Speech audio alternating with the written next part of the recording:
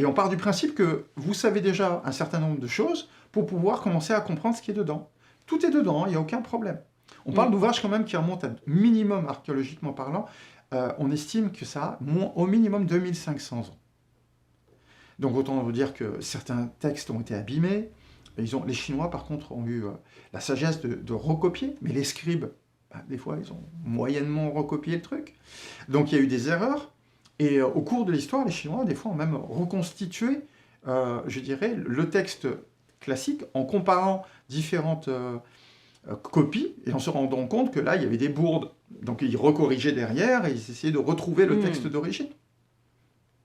Mais ils ont réussi à préserver. Aucune médecine, aucune civilisation ne peut prétendre avoir préservé, je dirais, sa tradition médicale aussi longtemps. Enfin, je ne connais pas la médecine ayurvédique. Là-dessus, je ne vais pas me prononcer parce que c'est... C'est à peu près à la même époque, hein, il me semble. Oui, mais... Enfin, et puis, il y a les mêmes points aussi. Alors, c'est des chakras. Et est-ce que l'on peut faire le parallèle entre chakras et points d'acupuncture? Tu as des points d'acupuncture. Oui, ce qu'on appelle les nadis. Les nadis, oui. Mais le système est différent. L'approche est différente aussi oui, tout à par fait. rapport au Donc, tempérament de la personne. Du coup, si tu veux superposer les deux...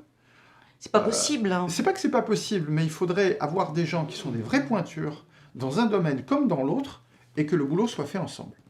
Aujourd'hui, moi j'ai vu des ouvrages là-dessus, je suis pas convaincu.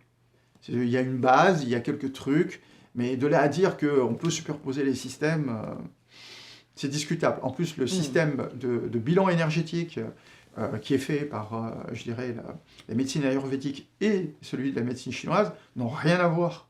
Donc, il faut faire attention. Parce que malheureusement, des fois, il y a certains praticiens qui ont tendance à tout mélanger et ça donne un machin qui n'a ni queue ni tête. Oui, tout simplement. On ne s'y repère plus, quoi.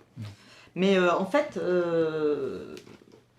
quand on se penche un peu sur l'histoire de la médecine chinoise, moi, il y a une question qui me taraude, c'est comment ils ont pu inventer ce système il y a si longtemps.